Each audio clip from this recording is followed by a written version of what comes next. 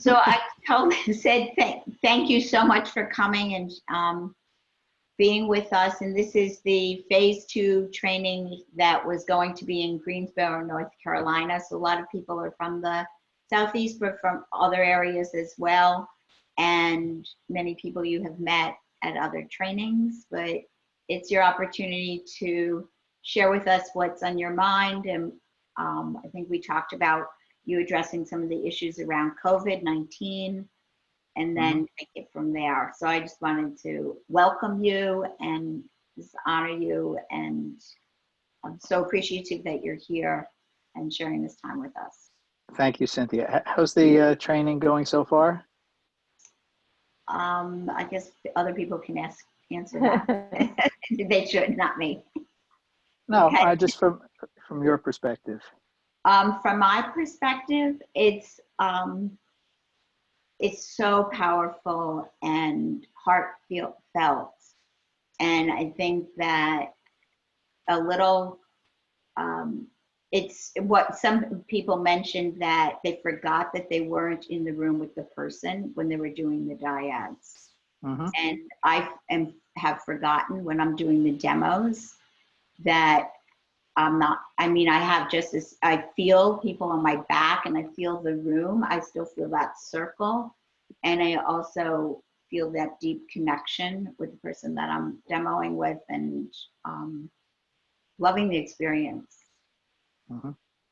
Well, the brain has great capacities for adaptation. So one of the myriad adaptations is to actually feel like you're with a person when you're not with a person. And that's what helps make remote therapy possible and effective, and remote brain spotting so effective. So so we have people from North Carolina, and where else do we have our people from? Somebody, Arkansas. you guys, Arkansas. shout out. Canada. It's Elizabeth from Nashville. Montana. Georgia. Wilmington, Delaware. Colorado. Bozeman, Montana. Uh-huh. Hi, David. It's Chris from Buffalo, New York. Hi, Chris. Florida. Virginia, Richmond, Virginia. Uh-huh. So, you know, because we have a trainee from Canada, that makes us officially an international training. But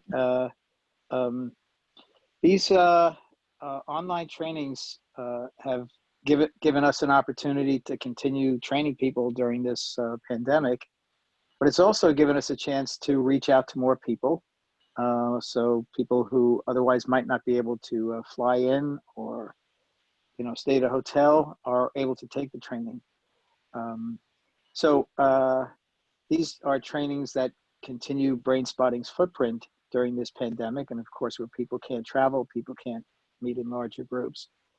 But it also gives us a chance to come together and see how the place for Brainspotting, both in working with people so affected by by COVID-19, which is everybody, including ourselves, but also with how to do remote work, because, you know, the question, can you do brain spotting remotely? And if so, how can you do it?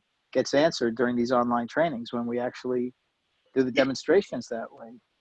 A few weeks ago, I did a phase 3, and Cynthia was there, and we had some amazingly powerful demonstrations that were as powerful as any of the live demonstrations that we've done. I'm not saying that it's the same thing, but you can certainly get similar parallel results. This being a phase 2 training means that everybody here is coming back, you know, after having taken phase 1, and after taking phase 1, having had a chance to work with at least a few clients, if not many clients. Some people sort of come out of phase 1 and they stick their toes in the water very gingerly, and some people plunge right in and start doing brain spotting with all their clients and never look back. So so this is really a training for our times, and being the 3rd day and also being Resource Day, This is a chance for me to step in, both to share my thoughts and my sentiments, and also to field any questions that you have.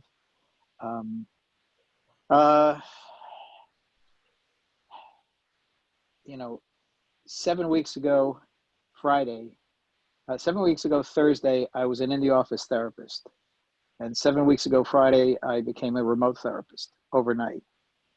I knew, we knew that things were coming, but the rapidity by which things turned around for us as a country, for Canada as a country, and for us in all of our regions was startling and dramatic. And all of a sudden, we're no longer, most of us don't have access to our offices, or if we do, we're doing remote work from our offices. But everything changed for us. And so this training and our current online trainings really are for our times. I can say personally, it was a shock to the system for me to all of a sudden, and now I have a long commute from Long Island into Manhattan, which is not enviable, but I even missed the commute in some ways, because it was being out in the world and interacting with other people, even just driving on the highway. So one of the things that I've been sort of trying to remind people is that the world is in trauma shock. Our country is in trauma shock. Our regions, our communities are in trauma shock. Our clients are in trauma shock, and we're in trauma shock. To some degree, we've had an adaptation to it, but it's still trauma shock. And the nature of trauma shock is that it's a dissociative phenomenon where you're not yourself, but you also don't recognize most of the time how you're not yourself. Two of the ways that we do recognize is time distortions. I think all of us, and certainly our clients, have experienced that time just feels very different, in some ways completely different. And, it seems going back to 6 weeks ago or 7 weeks ago, depending on when you stop working in your office, that seems like an eternity. But it also can feel like, it was yesterday at the same time. And that's the nature of time distortions. But also, trauma shock comes from trauma. And the dissociation is in relation to the limbic system being in a state of hypervigilance, and for some of us, some of the times, and definitely our clients, we call it hypervigilance. The fact that hypervigilance, which used to be abnormal, is now the norm, calls on us to bring out a concept like hypervigilance, which is beyond that. The flip side of hypervigilance is dissociation, freeze, denial. And the denial is the fact that things are definitely not okay, And I've talked to a lot of people, and we have sometimes trainer meetings and other meetings, and during this period of time, and I've noticed how blasé people have been in just talking about what's going on. It's, oh, I'm okay, I'm doing this. This is, instead of, this is crazy. I'm in shock. I still can't believe that this has happened. And one of the natures of trauma shock is that you come out of it later on. Okay, you stay in trauma shock long after the trauma is over, and in that context, you start coming out of it, and you don't even recognize you're coming out of it, and there's the delayed reaction effect of anxiety and all kinds of other body experiences, emotional experiences, and conscious awareness experiences. I work in, I've gone up to Newtown, Connecticut, and Sandy Hook, Connecticut, where they had the horrific school shooting 7.5 years ago. And I started going up there doing trainings and doing pro bono work 11 months after the shooting itself, approaching the first anniversary. At 11 months after, everybody was still in trauma shock in Newtown. And Cynthia was up there as well. She was up there later, but she even saw that, a few years later. And one of the things is that when there's an existential trauma like this, and I'll talk about existential trauma in a moment, is that all the attention goes to that community or to that event right away.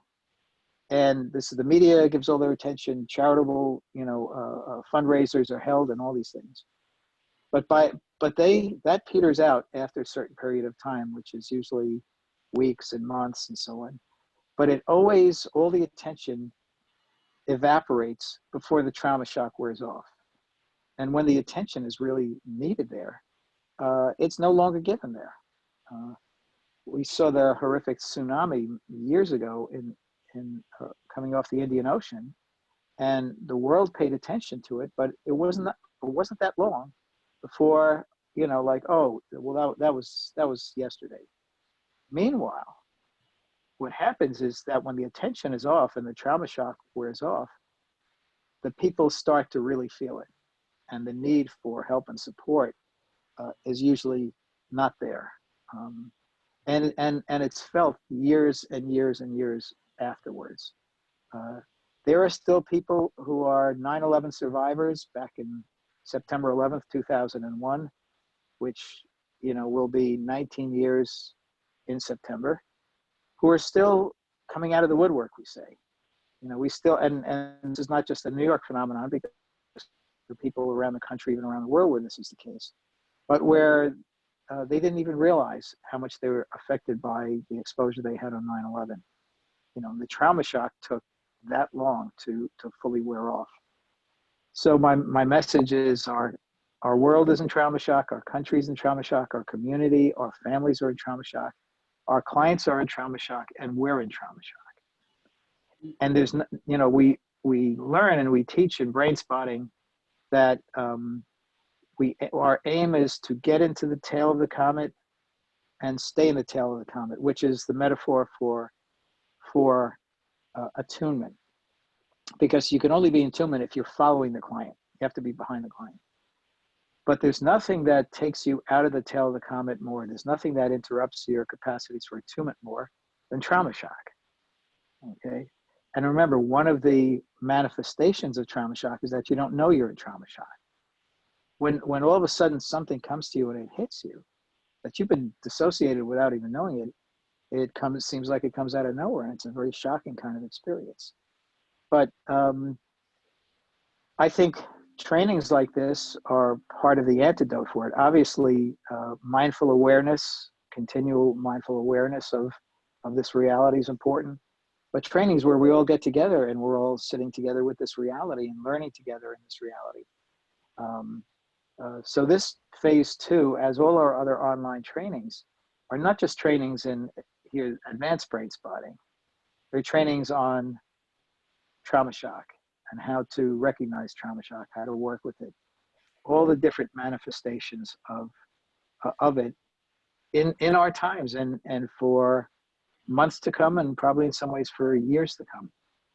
I just want to kick this back to you, Cynthia, just for your reactions or thoughts on what I've been outlining.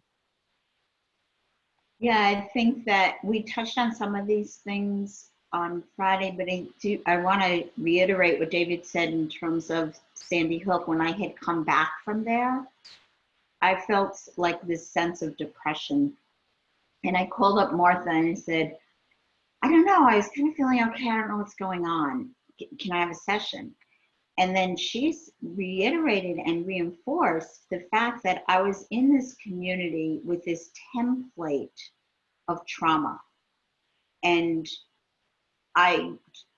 without like realizing the depth of it, I had absorbed and I was part of it. And so, I say like my hippocampus is like half online because I feel like I'm in this bubble over Earth, and no human, and some other, if it spreads past that, can avoid this. Mm-hmm. Now, if you compare and contrast the Sandy Hook Newtown existential trauma with the 9/11 existential trauma with the COVID-19 existential trauma, although there are a variety of differences, one of them is the level of concentration of the ground zero. Newtown, it was Sandy Hook Elementary, and then it was the communities around that.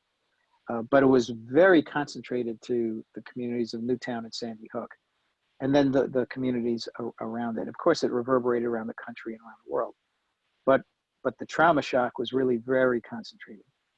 By contrast, 9/11 had, it had the ground zero at the Trade Center, but the whole tri-state area of New York was very much in that initial blast zone, which is much bigger than Newtown, Sandy Hook, where we're talking about probably 15 million people versus around 20,000 people.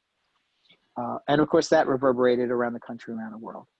But this pandemic, the ground zero may have been Wuhan, as far as we know it, but it's the entire world, So the nature of this existential trauma that we've never experienced before is the absolutely global nature of it, and that the lockdowns have been around the country, but they have been around every continent, even though they've been manifested differently.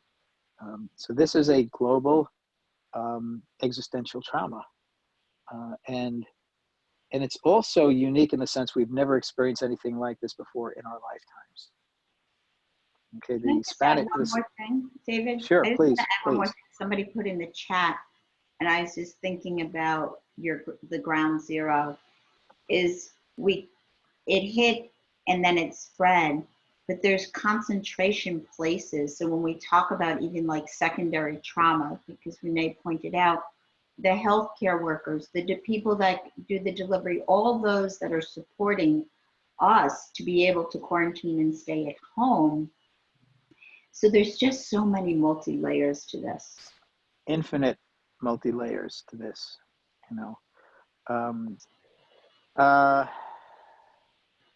the nature of COVID-19 is that it's an insidious, invisible, pervasive perpetrator. A perpetrator you can see is terrifying, but a perpetrator that you can't see is even more terrifying. And the fact that you can get sick or you can even die from something that you can't see, and you may know how you picked it up, but you may not know how you picked it up. That's another dynamic with this. So you mentioned, the frontline workers that, of course, we have the medical people and the nursing people and the techs and the EMTs and everything. But in this particular situation, the dynamic is that frontline workers are also bus drivers, or if you have a subway, transit workers, food delivery people, the U.S. Postal Service and the other delivery systems, and people who work in supermarkets, are frontline workers. And and what is the nature of a frontline worker? Well, you're a first responder in a sense, okay? But you get affected as a first responder, and you get affected obviously emotionally, but you also, in this case, get affected physically, okay? And we need to keep in mind, and putting the Brainspotting footprint down now and into the future, is that these frontline people, these first responders that are different than firefighters and law enforcement and EMT people, are going to be needing a lot of trauma work, incalculable trauma work for the months and years to come. And the other thing, and I forgot to mention this, is that we're not looking back at this existential trauma. We're looking back, we're looking at the present, and we're looking into the future, which is undetermined in terms of how long it's going to be and how it's going to be. And we hear things like second waves and third waves and so on, and the top experts in the world don't know what's going to happen. But time-wise, we're still in the first half of this. That's a totally different, if you're in a car accident that goes on for 20 seconds, which can be a long time for a car accident, if you're 8 seconds into it, you got 12 seconds to go, So, excuse me. So the nature of the trauma response is very different when you're still in the middle of it than when you're going out. Now we have the circumstances that states around the country are gradually opening up, and some are opening up more quickly. Well, of course, people want to get back into life, and the economy needs to get going again. But at the same time, we know on some intuitive level that there are going to be consequences for that. And I'm making a completely apolitical statement when I say that. But how it's handled is going to determine how long and how bad this crisis, this existential crisis trauma, goes on for. And it's human nature that we can only be so vigilant for so long. And even in the states that are opening up much more slowly, people first venture out and they have masks on and they try to maintain social distancing and all these sort of things. But we're like children, we have a limited attention span, and all of a sudden, it's not so much you make a conscious decision, oh, I don't need this mask anymore, I don't need to social distance anymore. It just kind of happens without you even knowing it. It happens more because we're dissociated to the reality of it than we're making conscious, deliberate choices. And, it starts out that people at the beach or people in the park are trying to social distance. Well, how many days, weeks, or months is it going to be before, people just go back to their natural way of being, which is to be social and interactive and so on.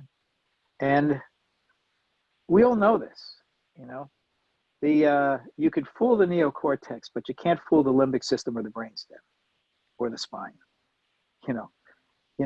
Our bodies and our subcortices know the truth. They're just truth machines, The subcortex doesn't think, well, is it this or is it that? It's just, it has its own, sensory perception and then its own reflexive response to it, Just like you have pets, you have a dog or a cat. It may look like they think about things, but they don't think about things, When your dog or your cat is sitting in one side of the room and all of a sudden they just get up and they walk to the other side of the room and they sit down there, it looks like there was a deliberate, thought out choice there, but it's not. It's just instinct and intuition. And, in that way, we all know the reality of this. We all have enough information. We know how many people have been recorded as having been infected, and we know that the numbers are at least 10 to 20 times more than that. Death totals, which are scary, really scary. We know that it's likely more than that, and the question is where this is going to go. So in all this, bringing it back to brain spotting. Why did I discover and develop brain spotting? Why did I develop it into trainings? Why have I had trainers around the United States, around the world train? Why do people come for brain spotting trainings? And why do people come back for phase 2 and phase 3 and limbic countertransference, workshops, trainings that you and Sheree do? We come back because we see the efficacy of this. Okay. And yes, we're young when it comes to research. We don't have a lot of research. We have some research and we have a growing body of research. But we come because we see the effect on our clients. I'll give you a scary thought. Imagine if you were struck by amnesia and the part of your brain that knows about brain spotting and knows how to do it disappeared. And you had to go back to doing therapy the way you did before brain spotting. That's a scary thought, kind of, but what that points out is that we take for granted the power and the efficacy of brain spotting that we know from our clinical experiences. We see happening with our clients, and our clients get better faster, and our clients say to us, wow, I don't know what the hell just happened, but I feel much better, or I feel like I made a breakthrough, but I don't know why, which is the neocortex saying, things have changed, but I don't understand the subcortical and somatic processes. But in context, what I'm saying is that for everybody who comes in to us right now and will come into us in the days, weeks, months, and years and decades from here on, our brain spotting tools now that grow and develop all the time will be essential to helping people to heal during and coming out of this pandemic.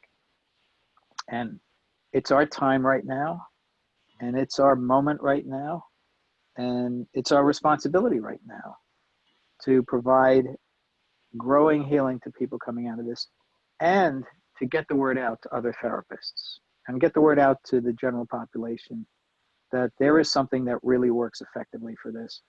And it works because it's not a psychotherapy, it's a psychophysiological therapy. It's a psychoneurological therapy, which is really how all therapy in the present and future should be. And that this is what we're here for. Any other thoughts or reactions, Cynthia? No, I think that pretty much covers it. There's something I was thinking of, but we'll come back. Okay. I'd like to field questions, and it could be on anything that I have said. Oh yeah, one thing I wanted to say. This is just a little Sure. thing. But when you said that we're like kids, I was like, yeah, and this is invisible. So it's like that my concrete thinking is out of sight, out of mind. Mhm. So Well, that, imagine if you were back being a camp counselor with 8-year-olds, and you took 38-year-olds to the beach on a hot day, but for some reason you weren't allowed to let them in. The lifeguard wasn't there, or you had instructions from the, camp director or something like that. And you have those, and they're on the beach and the water's there and it's hot and they want to go in and get cool and have fun and so on. Okay. You take your eye off them for 1 minute and they start getting closer and closer to the water, and then they say, and you say, no, you got to come back. Say, no, we're just let us put our toes in the water. And so on. How long is it before all 30 of those kids are splashing around there in the water? That's a simplified, analogy for what is just beginning to happen and likely is to happen, and unfortunately is going to have consequences in terms of reinfections and the mortality rate. yeah. Like one go round is not enough to learn the lesson, it appears. So I'd like to field questions. I have a hard out at 12 o'clock, but I am here, and they can be about anything I've said. It could be anything about phase 2 or anything about brain spotting. Or if you Kayla. want to ask about philosophy of life, I'll field those questions too. Kayla has a question. Hi, David. Hi, Kayla. Good to meet you. Nice. One of the things I missed was you said there was 2 things that kind of taught us as therapists, or that we could kind of look out for as we're teaching other fellow therapists who maybe haven't gotten into brain spotting yet. But 2 things that we can tell there's a trauma shock: the time distortion, and then what was the other main one that telltale signs?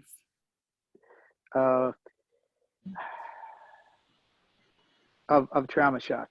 Well, I said one of the things is that we don't really know we're in trauma shock.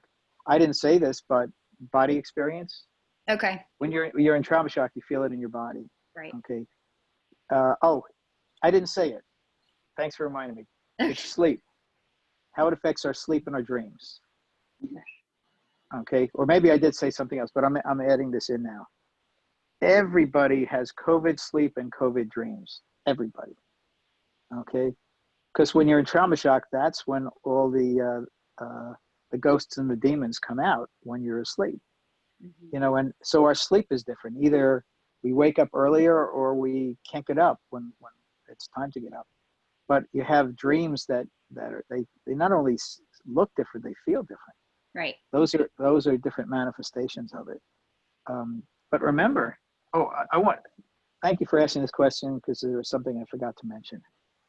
There's a phenomenon when our clients come into session now that 25% all they can talk about is COVID, and 75% never even mention it.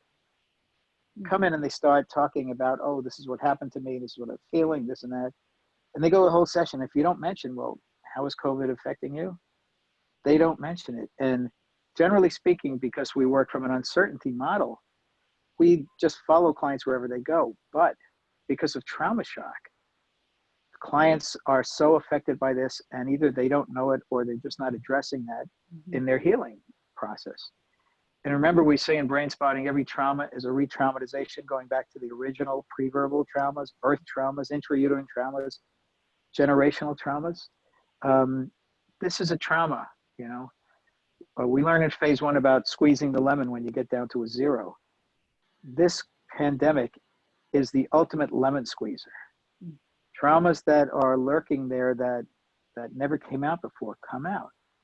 But if you don't talk directly about, well, you know, how are you doing with this? You know, how are you doing with the lockdown? Do you have any relatives or friends who, who contracted COVID? Do you know of any people who passed away from this?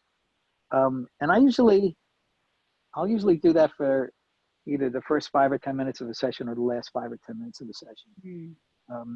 And the people who just only talk about this, then we need to get a context for how this is connecting up to their prior traumas, especially developmental traumas.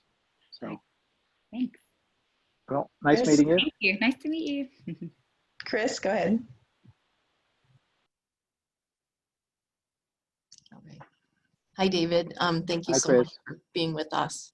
My pleasure. So mine isn't really a question as much as it is an observation in support and in kudos of the Brain Spotting Online.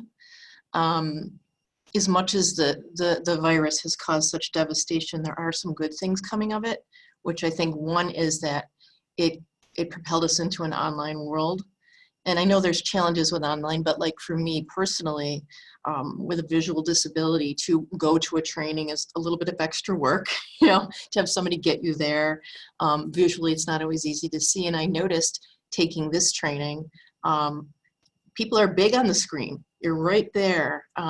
It feels very personal. And as a trainer myself, I'm observing Cynthia and seeing, wow, you know, she's chilled. Maybe she wasn't, but you know, there was technical this and that. It was like, oh, well, we'll figure this out. So it was very relaxed. It was very encouraging from both a participant and a trainer aspect. And I'm really grateful because I don't know that I would have been able to do this if I didn't have the chance to just go upstairs and do it from home. So I hope we have more phase 3 and 4 and intensives online for folks, you know, who might not otherwise be able to get there, and not just because of COVID, but not get there because of other challenges. Well, I'd like to respond to that. And I'm glad, Chris, that you raised this. Therapists tend to be behind the technical curve, and in many ways way behind the technical curve of the state of the art. And when it comes to online presence, we've been way behind with that.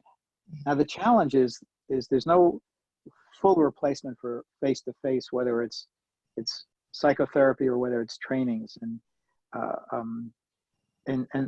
we have to acknowledge that. But on the other hand, we're being forced to see that remote therapy works and remote trainings work, you know, and we are, as we go through this and come out of this, we're going to have to face, well, where does this leave us?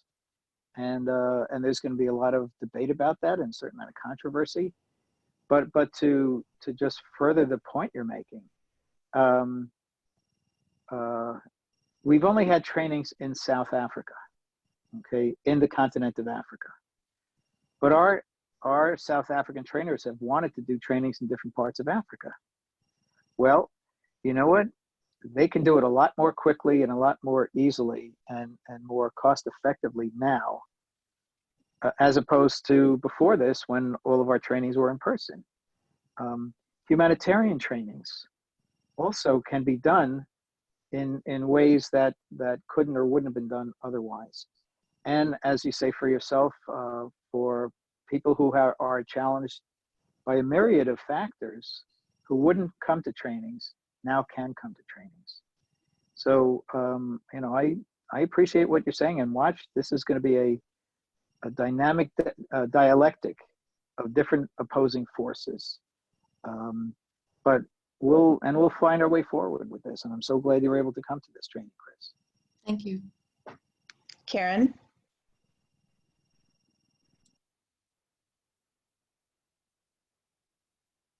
I'm sorry, I was muted. Hey, David.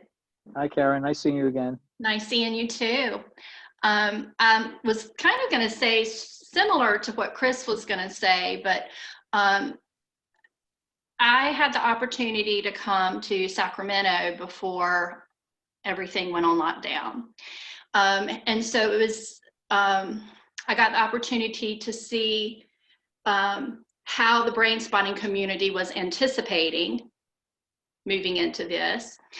Then I went to phase 3 a couple weeks ago and got the experience of seeing it kind of launch on Zoom, which was another really great experience. And now taking phase 2, doing it by Zoom. And so what I was going to say that's kind of along the lines of what Chris was going to say is I really see a lot of value. I'm having trouble. I don't know whether you're freezing or it's freezing for me. Okay. Karen, just stay close to your, stay still close. Okay. Is that better? Is that better? Yeah, I can hear you now. I lost the last 30 seconds of what you said. Oh, okay. So I was just saying that I got the opportunity to see how the brain spotting community was adapting to COVID and how you were adapting. And you're significantly more relaxed today. And it's just been interesting seeing the whole process and how grateful I am for the brain spotting community, because I think community is so important in healing from trauma.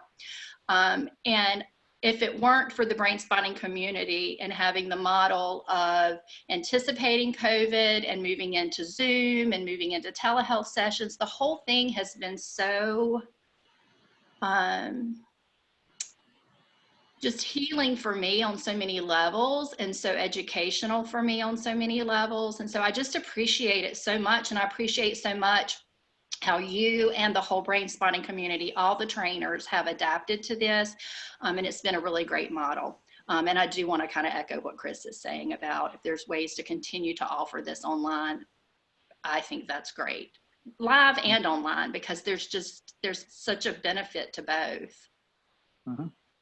Well, I'm glad you cited that California phase 4, because it was Friday, Saturday, and Sunday, and I flew home on Monday, and and it was just from Monday to Thursday to that Friday where everything changed. So there was this eerie quality at that training. I don't know if you picked it up, where it's like, you know, there's been an earthquake and you're by, you know, you're by the ocean and you see the water kind of going out, you know, which is the prelude to the tsunami coming in. So we were seeing the water kind of going out, and everybody knew, and it was more intuitive. It was more, you know, limbic, that something was just about to happen, and that kind of knew this is like the last time we're going to be able to meet in the group for a long time. And then we did that transition over, and literally we had a phase 1 that was done by Cherie, that was done online at the same time as a phase 2 was done by Lisa Larson online. Those were our test cases, and I wanted to see how they were going to go. And when part of research is you don't know the outcome. You're searching for the outcome, whatever it is. And I didn't know if they were going to succeed or not, but they really did. And then that phase 3 was the first one for me, and you know, the first one afterwards. And now we have, this weekend there have been 3 online trainings at the same time in the United States, and probably 1 or 2 outside the United States. And this is a sign of our times, and this is our capacity to adapt. This is our human mammalian genius of adaptation, that we have almost seamlessly shifted from in-person to online, whether it's providing brain spotting therapy or brain spotting trainings. And so you have been there, you know, watching and experiencing it from your own personal perspective. So thanks for sharing that. Yeah, and I'll comment, you never didn't look not relaxed. You just look even more relaxed today. Well, keep in mind, I only have an hour here versus, you know, 3 days. That's a David, factor. we have 3 more questions, so we want to be sure we get those in, if you don't mind. We'll go right for them. Okay. Trisha? Hi, David. Hi, Tricia. I'm here in Montana, and so this training worked well for me because of the online format as well. My question is about, as we consider the global scale of the pandemic and the trauma, about group adaptations versus just one-on-one work. You're talking about the application of Brainspotting to working with groups? Yeah. Well, every application of Brainspotting to whether it's a different client population or to a different modality, whether it's individual, couple, family, or group, is going to be different. Okay, and there's no better, no worse. It's just different. I haven't even thought about this in terms of online. This is like, you know, it's 7 weeks, and that hasn't come to my attention until you've raised it. But there are ways of applying Brainspotting in group modalities. Let's say live, going back to prehistory. You know, the antediluvian days. Yeah, first of all, a group therapy. It's however the group therapy is done, the Brainspotting is integrated into it. And the simplest thing to do is for each person to, in a group, whether it's the group processing all together or whether it's a group member and then the group is processing along with that group member. If it's the group processing together, then basically gay spotting, you do group gay spotting and the group processes together, which is going to be different than an individual, not just because you don't have the one-on-one attention, but because you have the energy of the group and the dynamics of the group. Or one person receives Brainspotting and everybody else follows. And when you do that, people can process on their own, secondarily, however the client, the identified client, is on their spot. Or everybody in the group can look at the pointer, can look at that client's spot. And in doing so, they're processing like the processing is really around the person in the client chair. And also beyond that, they're group, if you really have a group that's cohesive, you can find group consensus spots. And and this is where group dynamics come out really in a fascinating way. You can look for a spot that the group can agree on that they're all going to look at together, you know, which is the group consensus spot. And the group, instead of processing all on their own gay spots, will process on a collective spot or a consensus spot.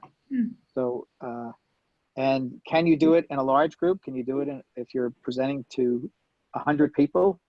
Sure, you know, but it's just different. And, you know, in a group of 8 or 10, you can then go around and ask what people processed. In a group of 100 or 500, of course, you can't do that. But I guess I'll finish the question by saying it's a different frame, but it's a frame. So this would be the group processing frame, and there's a number of ways to shape and hold a group processing frame. Okay, thank you. The next question is from Virginia. She wants to know what makes a trauma existential. Could you elaborate on that? Okay.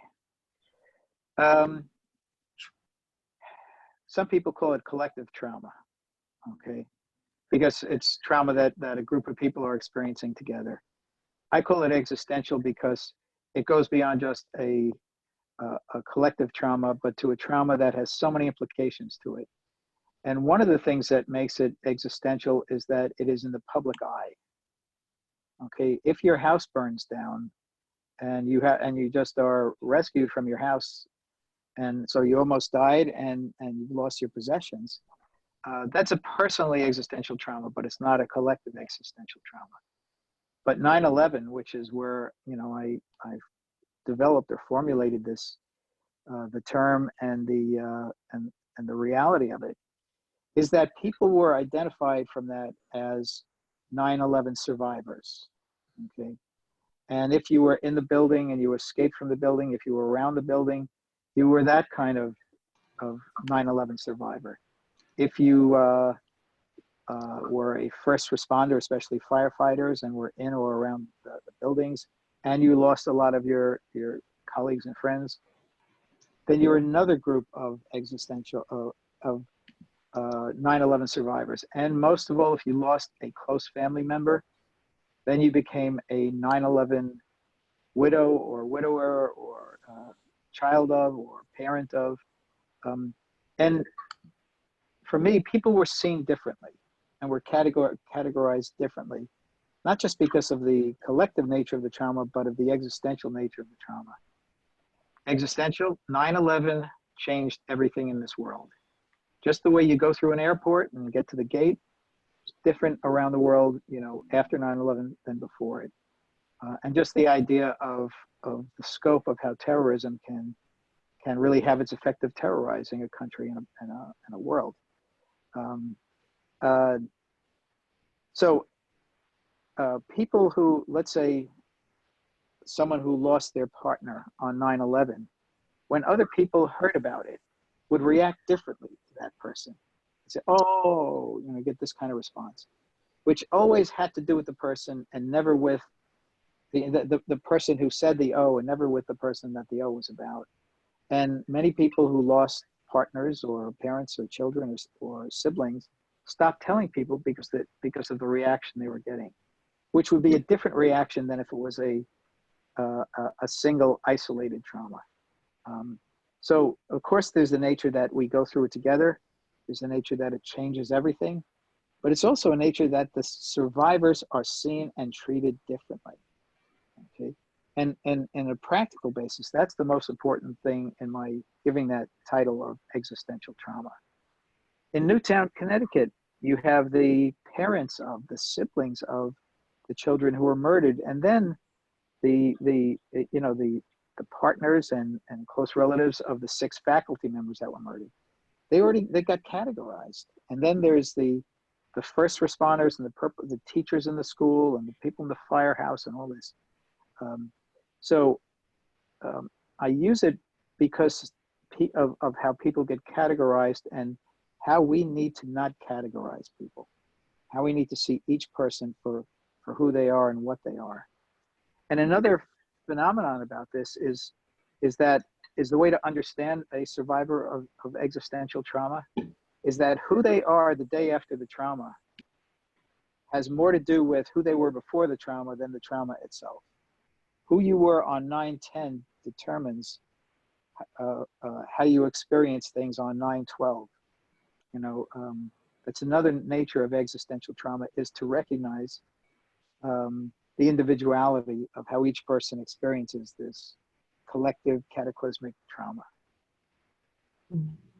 Thank you, David. It's good to see you again. Good to see you again. And I just wanted to say regarding online training, the truth is, if this were not online, we wouldn't be having this conversation with you likely. So correct. That's another important part of doing it online. But thank you for that. Appreciate it. Yeah. Okay, we Anything, have. just hang on. Stay on. Sure. You know, we got together in December in Atlanta for the TOC training, Therapists of Color training, and I would be remiss if I didn't mention how this pandemic is affecting, in the United States, people of color and people who are economically challenged. And I don't mean to call any larger overlap to that than there is or isn't. But the infection rates and the mortality rates are off the charts when it comes to people of color. And just like all issues that when a therapist, whether it's a therapist of color working with a person of color or a white therapist working with a client of color, is to really be aware, A, that this is happening, and B, how this is profoundly resonating for the client of color and for the community that they come from. To say that this is an existential trauma, well, it is an existential trauma of greater magnitude for communities of color. And that gets mentioned. We kind of know about it, but really what that really means, what that really tells us, and how we need to respond to that, of course, socially and economically, it's like it puts it right out there, you know. But how we respond to this with clients who come to us, it's not just saying, well, how is COVID-19 affecting you or the people around you? When you ask that question to people where the African American population of the state is 20%, and the mortality rate of the African American community is 65%. Mhm. I mean, that's, unless you really pause with that, unless you're mindfully aware, unless you really ask about that, you're going to miss something that's really profound. You know, for whatever issues people of color had before this pandemic, it is just brought out in a powerful relief. You know, and it's one more thing that you have to be wise and knowledgeable and attuned to. Is there anything you want to sort of add to that? Yeah, I do want to say, you said for whatever issues the people come. Actually, I want to say for whatever issues certainly the United States had before this. It's really shining some lights on some of those issues. A lot of the systemic racism is coming out. You know, the problem with access to healthcare is all over this. So yeah, that's all. Well, how about the people that are involved in the food delivery system and the mail delivery system and the sanitation of hospitals and of supermarkets, and people who are now seen as essential workers, right, who were treated as below marginalized before? And what does that really mean? You know, what does that tell us? And we have to make sure that this isn't just like swept under the rug, you know, as we move on. You know, this is something we have to leverage for change. Yeah, my hope is, just like you talked about existential trauma, is that the world, and particularly the United States, will be totally changed in a very positive way as a result of what we see here. Yeah. Yeah, and sometimes you have to be scared shitless to change. You know? Yeah. Your limbic system has to get a real jolt, you know, and it's not a single jolt, but repeated jolts. And I'm right with you on that. But that pertains to how people come to us and what they bring to us, and what we need to really be really mindful and sensitive to. Mm-hmm. So thank you. And thank you. Thank you. Great seeing you again. I'll field one more question. Okay, we have from Brittany. She wanted a little bit of insight regarding everyone's work as mental health practitioners as somewhat secondary responders to the crisis, since you're also actively participating and experiencing the trauma. I'm not sure there's a short answer to that. Okay, who asked that question? Brittany. Brittany, would you like to come on and clarify? I'd like to come on so I can talk directly. Yeah, hi David, this is Brittany. Hi Brittany.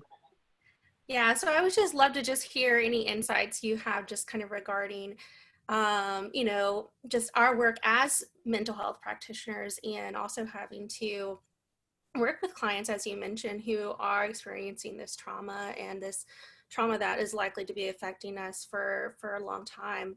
But also as people who are actively also experiencing that trauma, you know, any insights you have to share? Well, give me 3 days. Okay. That's a big question. But I'll take 3 minutes. Firefighters on 9/11 or with the wildfires in California, okay, were first responders, but they were also victims and survivors, you know, at the same time. We are not as dramatically seen that way, but you know what? The same percentage of the population that has COVID, it's the same percentage of therapists that have COVID, you know? And the mortality rate is pretty much the same, although there are socioeconomic factors that just come out of what Virginia and I were talking about. I think that, let me just focus it this way. Of course, we're all being affected by this, and my opening Sunday sermon about how we're in trauma shock is really much of what this is about. And psychotherapists are generally, we now have been called second responders, because we deal with the secondary, the trauma of the first responders, and we don't go in right away. In most cases, there are exceptions to that. But there is going to be a local, a national, and an international tsunami of trauma survivors coming out of this. If we just take the healthcare workers, there's going to be a tsunami there. If you take other people who've had direct exposure, like as I mentioned before, transit workers, delivery people, and so on. We are going to be first responders. Okay, we're not going to be secondary responders. We're going to be primary first responders, and we're going to be flooded by this, and the need is going to be incalculable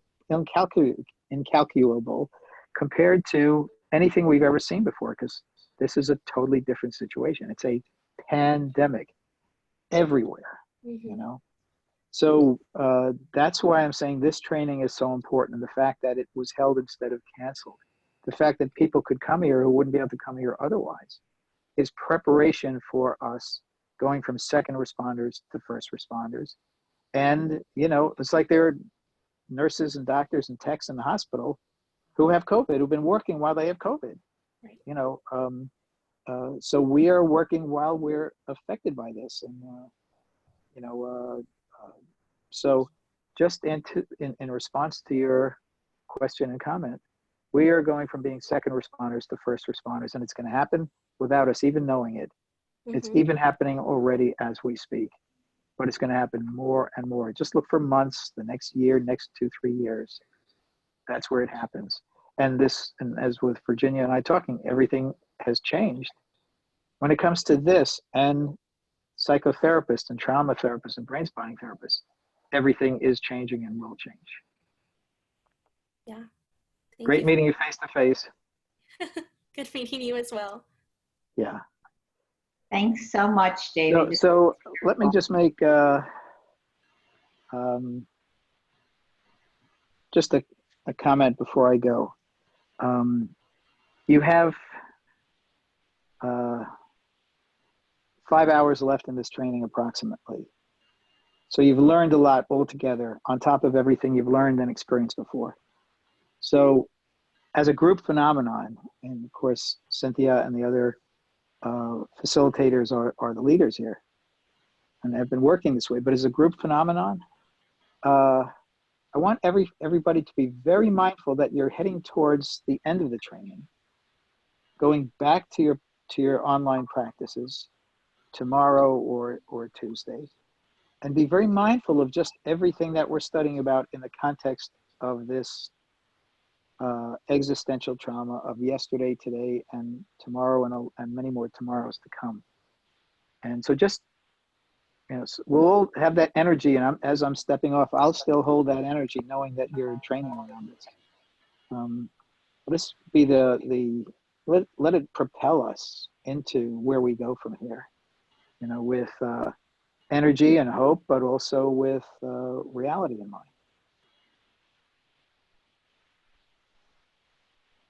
So my sermon is over, Cynthia. Thank you so much. It was wonderful, wonderful to everybody get to meet you, and the wisdom that you share and the depth of contemplation that you bring for us. Thank you. And by the way, online trainings make it possible for you to step in any place in the country or in the world. So that's an added benefit for me and hopefully for everybody else. Yes, yes. Okay. Thank you, and have a great rest of the training. Okay, bye.